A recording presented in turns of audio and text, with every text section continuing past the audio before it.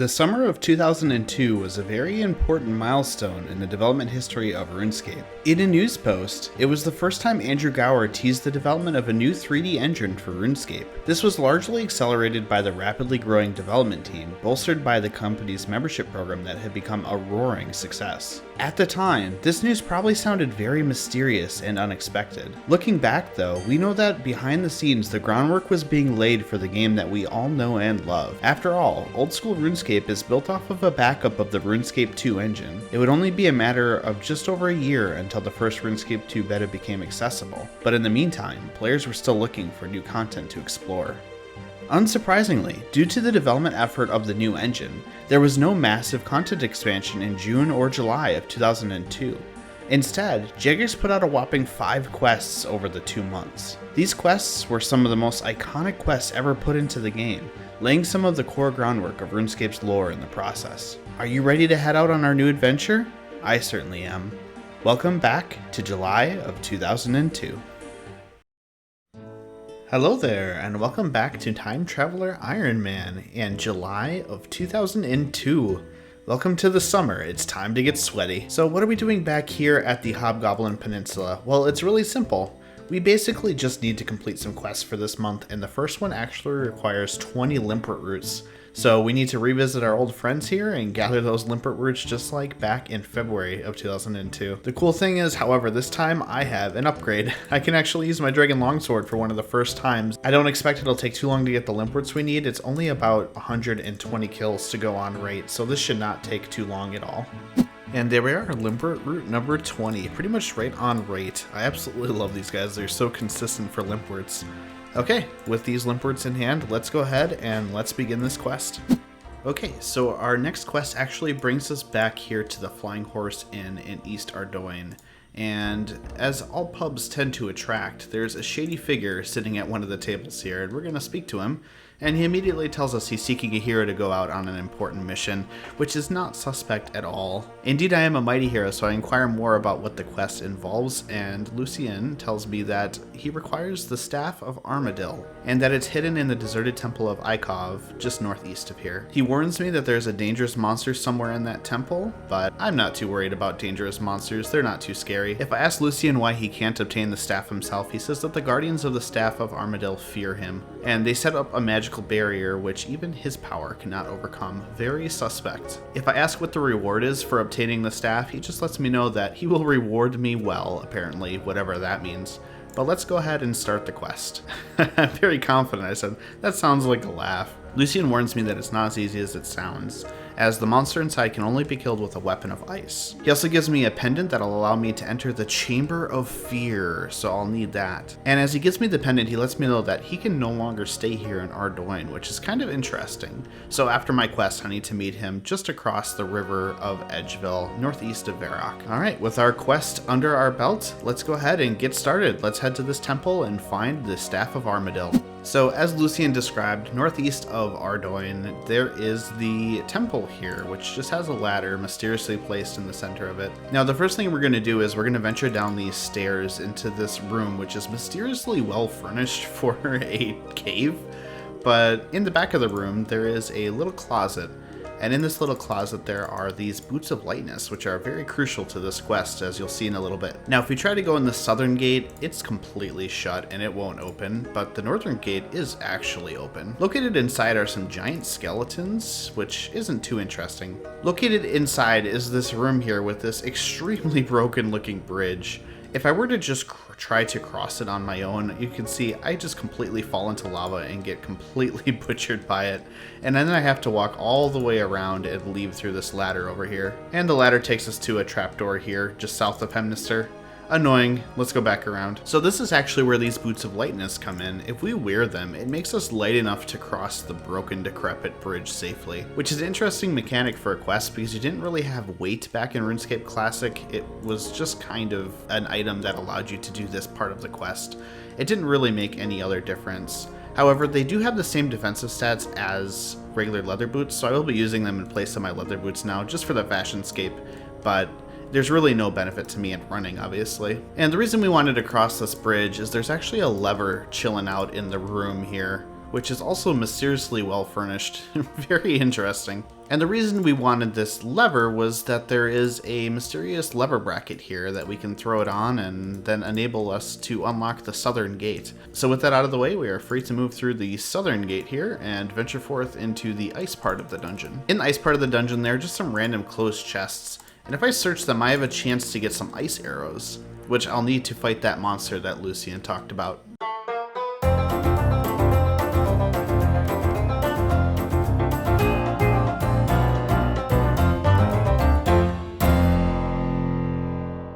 Alright, there we go, 15 ice arrows. I'm gonna go ahead and try this with that. I hope it's enough. Moving past the giant skeletons here and geared up for a fight, if I come and try to pull this lever, you can see that a trapdoor opens and it drops me directly onto spikes, which hits me for 20. Ouch, I didn't realize it would hit me that hard. But what I actually need to do is search this lever for traps, which allows me to disable it and pull the lever safely. Moving forward, we come to a room with some lava, and if I try to venture forward even beyond this room, you can see that I get attacked by the Fire Warrior of Lesarcus, which is going to be an interesting fight because I didn't bring that much food and I forgot to recharge my prayer, though there's very few prayers that actually help me here. I also only have 15 iron arrows, so I hope it's enough. Thankfully I have a magic short bow, so that should help a lot. This is a problem, I have 1 arrow left. Come on, arrow, the little arrow that could. No! 1 hit left. Damn it. My gamble on 15 arrows did not pay off. Back to getting more arrows, I guess.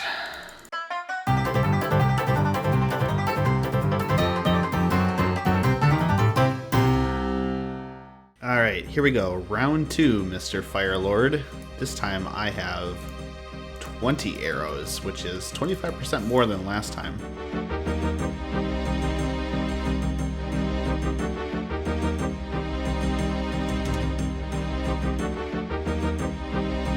And of course this time I have ridiculously good luck with the actual arrows. They barely broke. I have 10 left. What the hell? Well, at least the stupid fire guy is dead. We can move on. For some reason, immediately on the other side of the Fire Lord's room, there's a witch that's just like chilling here. And if I talk to her, I immediately say I've got you the limper roots. So let's see what she actually has to say when I don't have the limper roots. She immediately knows that we want to get over the lava, and in exchange, she wants 20 limper roots. It's pretty much that simple. There's not a whole lot of lore or anything to this specific witch or spell. So as requested, boom, she casts a quick little teleport spell and puts us safely on the other side of this lava river. Cool beans. If we walk all the way to the end of the cavern here after passing the lava river, there's actually a shiny key on the ground, which is kind of an interesting item that I'll show later, but it's not crucial to finishing the quest. More importantly, there's this hidden wall here that if we push open, we open this really nicely furnished area full of a bunch of Guardians of Armadyl. Interesting stuff. And in the back, they are guarding that Staff of Armadyl that Lucian requested. It looks pretty much like a normal staff to me, but I guess it's super powerful. If we go ahead and try to take it, we are just allowed to pick it up, I guess. And I'm under attack. Oh no. If instead of grabbing the Staff of Armadyl and instead just talking to them, I can let them know that I'm seeking the staff instead. If I let them know that Lucian is going to give me a grand reward for it, they will actually reveal to me exactly who Lucian is. They call me evil and splash holy water on me, unfortunately, which is a little weird. I didn't pay to partake in this religious ritual here, guys. But specifically, they warned me that Lucian would become far too powerful if he got hold of the staff. They mentioned that undead necromancer and that army of undead against Varrock a generation ago, specifically the one that the noble talked about in the Family Crest quest last month. So this is actually really interesting. I think this is the first example of a RuneScape quest providing branching paths in regards to which decision you want to make. Do we help Lucian, the one that just kind of randomly hired us in a bar, or do we trust this religious cult of followers that apparently knows a lot more about Lucian than we do? Unfortunately, at the end of the day, it really doesn't matter which one that you pick. It has very little consequence in anything OSRS related, but it does play a small role in how the quest completes. I'm going to go ahead with the Armadyl side just because it feels better to me. I don't know why anyone would just randomly trust a random mercenary that was sitting in a bar. The Guardian of Armadyl actually requests that I defeat Lucian now because he's apparently still weak and will be gaining power soon. Even though I wouldn't actually be killing him, just banishing him from this realm for a short while, I guess. but in return they give me the Armadillo pendant, which is actually a handy item down the road as it's a pretty easy to obtain Armadillo item. What's really interesting about this quest is it's really lore heavy, but the lore is really underdeveloped because it was so early on in RuneScape's development history. But apparently there are some loyal human Armadillo followers that have been here for generations defending Earthstaff, and I guess that's kinda cool. All that said, let's get out of here and let's go face Lucian. If we head back down the cavern, just to where we crossed over the lava with the witch's help, there's actually a ladder here, and it puts you up in this house, which is right by the McGrubber Wood. So if you're wondering how you get into this house, that's exactly how. It's pretty nifty stuff. The key actually allows us to unlock this door, otherwise it's totally locked. Not really that useful unless you're looking to fight the monsters down there.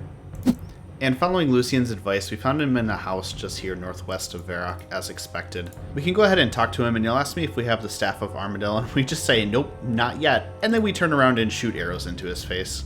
That is the most anticlimactic betrayal I've ever seen. Can't say that these early quests were written really well. Thankfully, he's actually really weak. And when you defeat him, he says, "You have defeated me for now, I shall reappear in the north," which actually doesn't play a role in OSRS, but plays a big role in RuneScape lore in general in RS3, as there's huge quests that go down the line that are referred to by that line. Overall, this quest has got some really nice experience rewards, a bunch of fletching experience, and a bunch of ranging experience. Super awesome. Funnily enough, Lucian just immediately respawns. I guess he was only banished from the realm for like 3 seconds, but you can't interact with him at all. It just lets you know that you've completed the quest already. Okay, whew, all done with the Temple of Ikov. Let's move on to the next quest.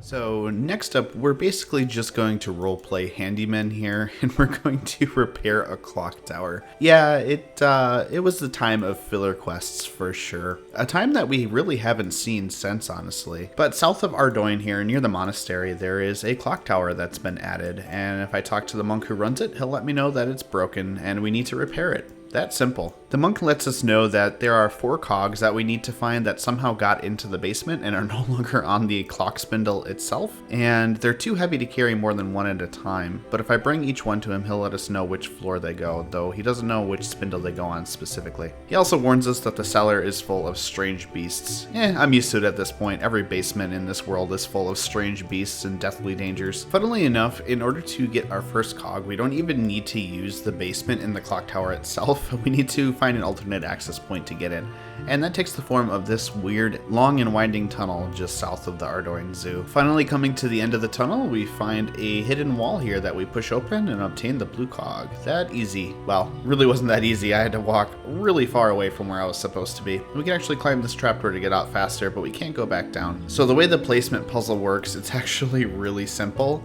Each cog is colored a specific color. We just go ahead and throw the cog on the correct color spindle, and it's that easy. It's amazing that Brother Kojo can figure that out on his own. It's all color coordinated, dude. The black cog is here surrounded by these magic enchanted flames, I guess. And in order to grab it, we just use a bucket of water on it to cool it down long enough to pick it up. And the black cog actually goes here in the basement, on the black colored spindle. The red cog is just here surrounded by some ogres. Nothing too fancy, honestly. Definitely one of those times where it helps to remember that in RuneScape Classic you were locked in combat when an NPC attacked you, so it made more sense and was a little bit more of a challenge for quest items to be just randomly surrounded by a few NPCs. And the red cog goes on the red spindle. The last cog is here surrounded by all these rats, and in order to get to it, we actually need to kill the rats. So we're going to do that with some good old-fashioned rat poison. Let's just go ahead and poison their food. They'll all come over, eat it, and die. This is the second time we've poisoned a large number of animals for one of our quests. Man, PETA is really going to be on our case.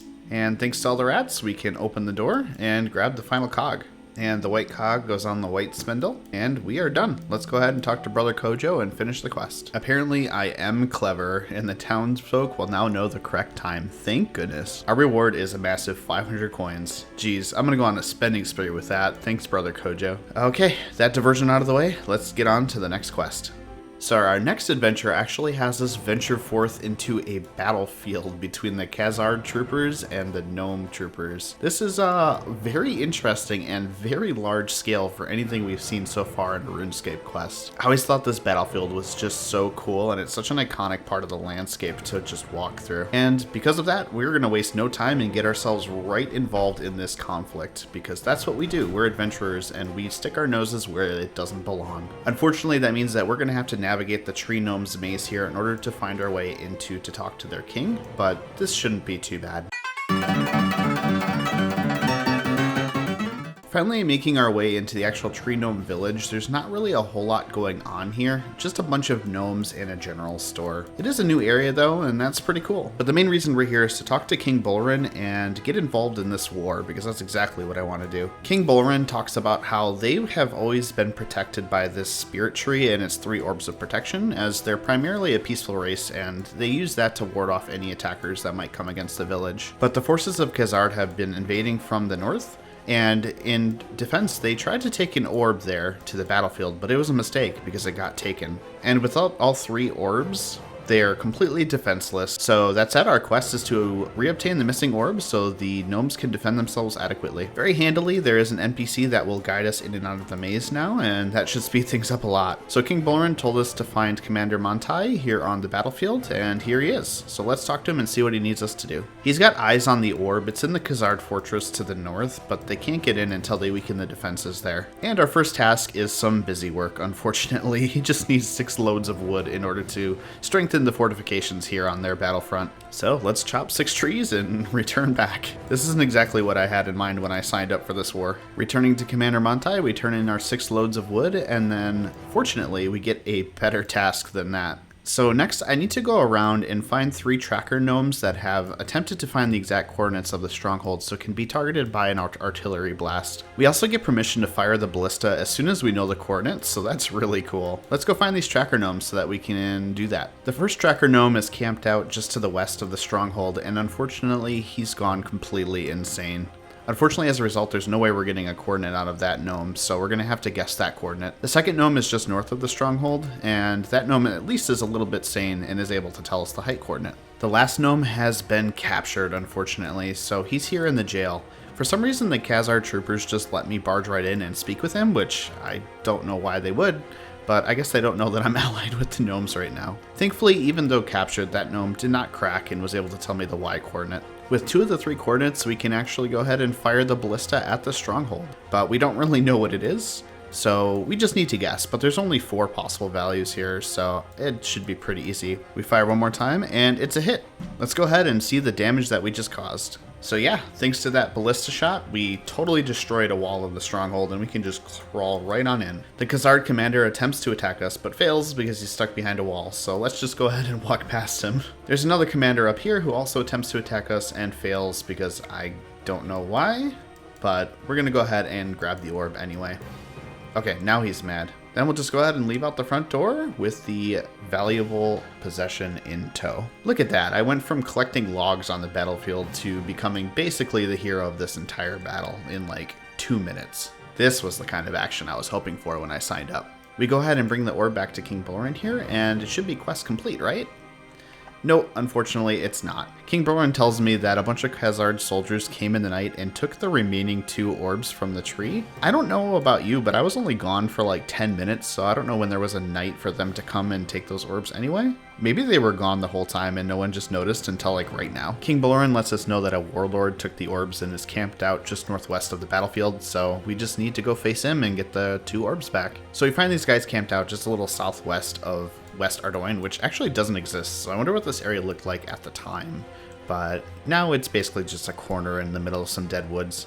We can talk to the Khazard warlord here and confront him for the orbs. He mentions that the orbs are part of a much bigger picture, and I don't think that ever really comes into play down the road in lore. I think this is really just a one-off occurrence that these orbs are important. So needless to say, he attacks us and we can fight right back. I brought my super potions here so I could hit some really high numbers against this guy, and this fight should be super easy. Now, I think back in the day in RuneScape Classic, this is one of those fights that had to be fought in one go, where if you left the combat, he would heal. So you weren't able to eat during this fight at all back then. But thankfully for me, I don't need to eat. The fight was actually really a pushover. And there we go. As he dies, we grab the 2 remaining orbs of protection. Let's get these back to King Bullrun. What? So I was just chatting with some of the local gnomes around the tree here that are waiting for me to return the orbs, and this one says, "We're gonna have a sacred ceremony, and boy am I going to party. Lock up your daughters, hee hee." Okay, dude, rape jokes are not funny, even in 2002. Oh god, they all say it. What the hell? What kind of people are you raising up here, King Bullrun? What the hell, man? Take your dirty ass orbs back. I don't want them anyway. King Bullrun takes the orbs, and I partake in this chant to reinstate them into the spirit tree and protect the village. They fly in, and boom, there we go. I actually receive in return an amulet made from the same stone that the orbs are made from, which is kind of interesting. And I gain the ability to actually use the spirit tree for transportation, which is going to be pretty nice. And quest complete. A good amount of attack experience from this quest too, which is really nice. This amulet is actually kind of interesting because it's pretty much the best defensive amulet I have access to for melee defenses, but I don't think it's actually going to be that useful because it doesn't give any offensive bonuses at all. And at the end of the day, I'm really focused on offensive bonuses pretty much all the time. I don't think there's a time where I'm going to be tanking a lot of melee damage and going to be wanting to focus primarily on that. I'll just wear the glory, which already has a slight defense bonus associated with it. So I'm just going to go ahead and drop the gnome amulet. If I ever want it back, I can talk to King Bullrun again. What do you have to say for yourself now, local gnome? You're the best. I know I am. I hope that you did not find any young women to harass. So having access to the Spirit Tree Transportation Network is actually going to be pretty nice, but I only have access to 3 locations. Here in the Tree Gnome Village, I have the Battlefield of Khazard, which is pretty much just southwest of Ardoin, and then I have the Grand Exchange, but at the time it was just the woods northwest of Varrock. So I can use this Spirit Tree, even though obviously the Grand Exchange doesn't exist yet. It would have just plopped me in the middle of the woods before. I don't really see a reason that I'll ever need to get back to the Tree Gnome Village for a while, but I think this Battlefield of Khazard tree will be pretty nice for getting to Ardoin, as I think it's a little faster than walking from Camelot. That just about wraps up this quest. Let's go ahead and move on. However, unfortunately, the final 2 quests for this month will have to wait until next time. Thank you so much for watching though, I hope you enjoyed. And of course, we can't leave without thanking the people who have joined the channel. Your support means so much to me. And an extra huge thank you to the supporters who have joined at that top tier, 2on Pendrag, Peepo Time, and 1Killer912. Thanks again, take care, and I'll see you next time.